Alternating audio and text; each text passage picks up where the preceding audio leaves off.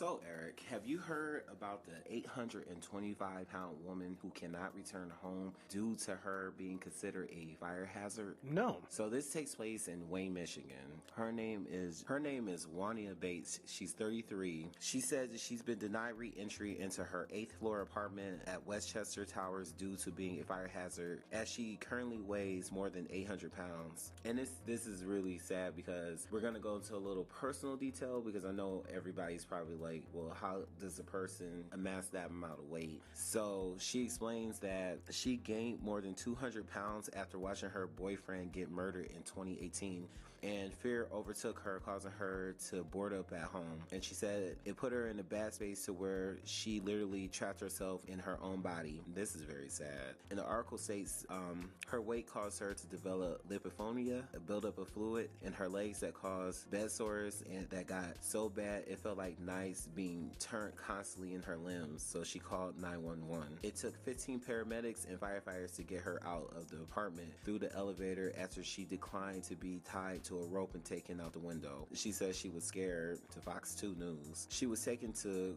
Cornwall Health Wayne Hospital, and she's yet to be discharged. She had to appeal with the Medicare to even stay longer at the hospital. I mean, it sounds like she needs to be there with this stuff happening to her. Like someone needs to be looking out for her. She claims she doesn't have a place to go afterwards because her apartment complex deemed her a hazard, something the management company disputes. They said Miss Bates is welcome at Westchester Tower, and we look forward to her returning to her home. Andrew F. Smith of Preston Enterprise, and that's what he's telling Fox 2. He said, "We are not aware of any restrictions that would prevent her from returning, and we wish her all the best. Management is reportedly working to get her a first floor apartment ready, but she says she fears she won't be able to care for herself once she's there. She says, I don't have the right medical equipment. Medicare and Medicaid doesn't pay for a lot of things. I just needed help. I can't keep living like this," she continued. "My worst fear was to go home and not getting any help and just die." That's very sad and very unfortunate. She also got a call from a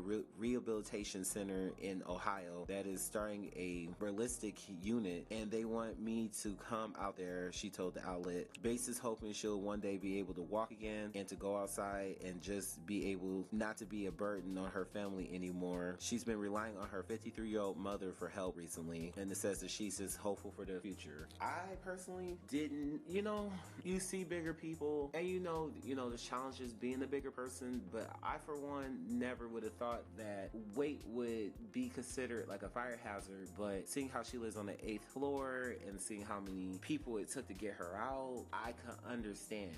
And I mean, at least the apartment is trying to look out for her, but I wonder who told her that she couldn't return home. Probably the same complex. I mean, you just gotta think she's on the 8th floor. But they said they didn't say that, and they weren't aware of any restrictions.